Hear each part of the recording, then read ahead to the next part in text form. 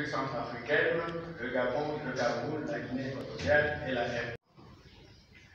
Le premier va parler du rôle du lithium dans la transition énergétique. C'est comment la RDC compte-t-elle valoriser cette ressource stratégique? Comment le lithium de Manono en RDC peut-il contribuer à la transition énergétique? Et multipartie. Les intervenants. Maintenant, c'est projet de lithium de Manono. Perspective d'exploitation. L'objectif de cette conférence n'est pas celui-là. Parce que toutes ces parties prenantes œuvrent en RDC. Donc, je pense ici que toutes les interventions vont pour ces délégués qui sont ici. Je pense qu'ils ne se sont pas préparés pour cela, donc ils ne pourront pas s'exprimer. Nous avons prévu une autre intervention de quelque sens-là. Mais en attendant, pour être sûr que tout le monde serait là et qu'il n'y aurait pas d'empêchement, parce que qui visait à mettre ensemble les différentes parties prenantes, c'est-à-dire à savoir les entreprises qui sont en partenariat.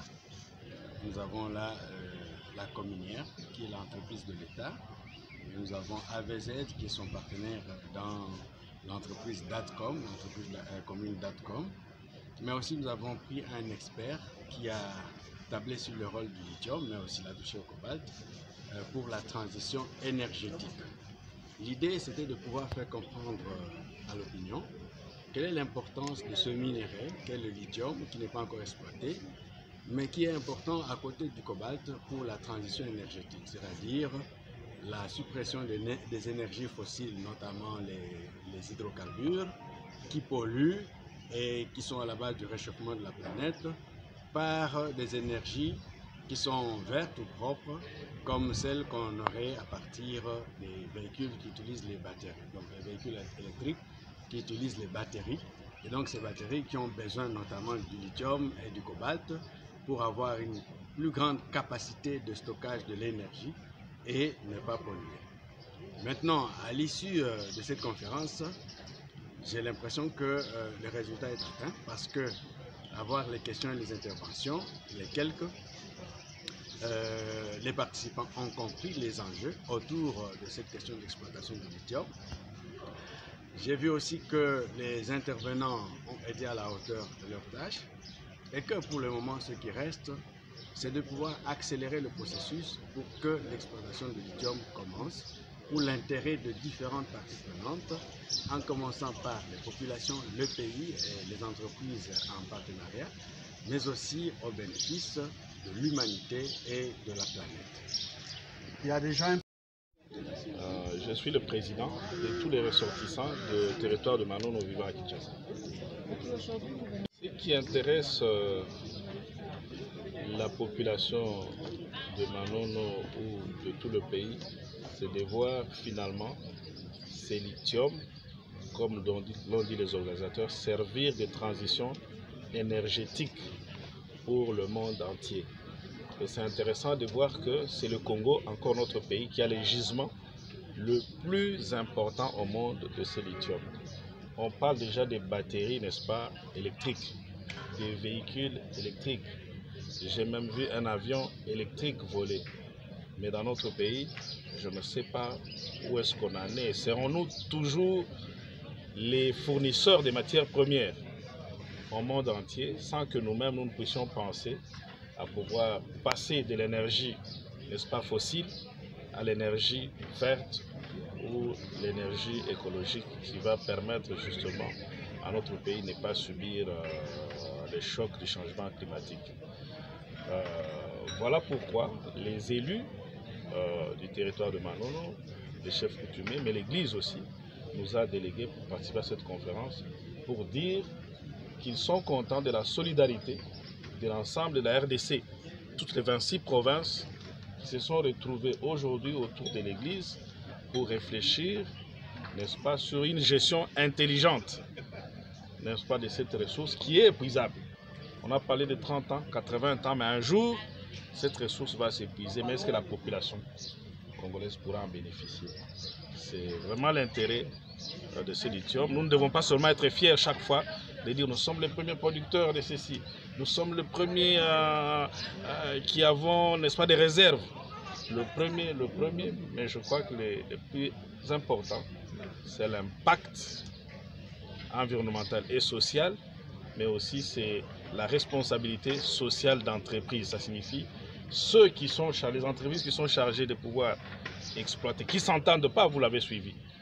Mais est-ce qu'il y aura un bon feedback vis-à-vis de la population par rapport à leur pauvreté? Alors vous avez suivi déjà intégrateur et multiplicateur, mais il nécessite la vigilance de la société civile. C'est là que je félicite notamment l'Église catholique d'avoir pris cette initiative.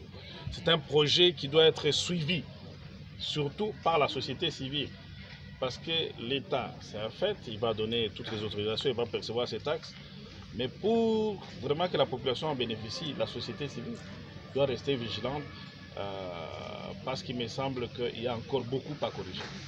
Il y a encore beaucoup à corriger. En 2 mots. En fait, il faut un climat serein des affaires où il y a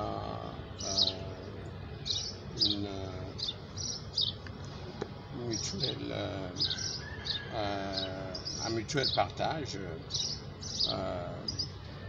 des bénéfices.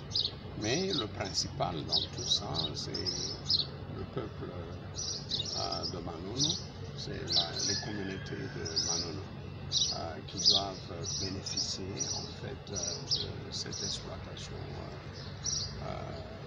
du lithium de Manono. Alors, le plus tôt serait le mieux que nous puissions avoir cette notification. Madame la ministre des Mines a déjà signé le permis, et le permis ne se signe qu'après avoir rempli 3 conditions qui sont l'avis cadastral favorable, l'avis environnemental favorable et l'avis technique favorable. Donc elle a fait son travail. Le permis n'a qu'à notifier et nous donner ce qu'il faut payer comme droit superficiel, et nous allons démarrer le projet.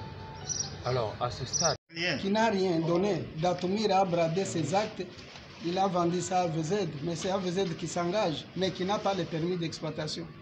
Qui a des moyens, qui a des moyens, qui n'a pas les permis d'exploitation. Et nous apprenons qu'il y a une société chinoise qu'on appelle Xinjiang, c'est dans les revues ici. C'est vous qui avez écrit ça. Et nous apprenons que cette entreprise a déjà versé quelque chose. Alors il n'y a rien qui va évoluer, puisque je sais qu'AVZ, lorsqu'elle sera lésée, elle va aller en justice. alors quel est votre succès?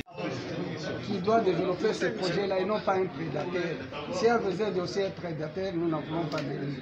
Puisque ce que nous avons déjà souffert, nous n'aurons pas peur de souffrir encore. Ça continuera toujours jusqu'à ce que les choses changeront. Nous avons besoin d'un partenaire qui viendra développer ces projets pour le salut de Manono. Il y a toute une histoire pour ces territoires-là. Moi, je suis né en 1952. J'ai vécu une partie de la période coloniale. J'ai vécu un peu une partie là, à l'accession à l'indépendance, et ainsi de suite, tout ça. Je connais bien l'histoire, j'ai étudié là-bas. J'ai fait mon mémoire de licence en sciences politiques et administratives. C'était sur les territoires de Manono. J'en ai. Alors, nous connaissons. C'est un jeu de ping-pong. Et là-dedans, ça cache la prédation. Quelqu'un qui n'a rien amené, il prend les actions. Il brade les actes. Il prend les actions fictives, il n'a rien amené. Et puis le ministère signe avec celui qui n'a rien amené, et laisse celui qui a amené. Et puis, donc c'était un flou, comme d'habitude. Et ce flou va déboucher sur un fiasco et sur les pleurs des gens de Manono. Nos frères vont pleurer.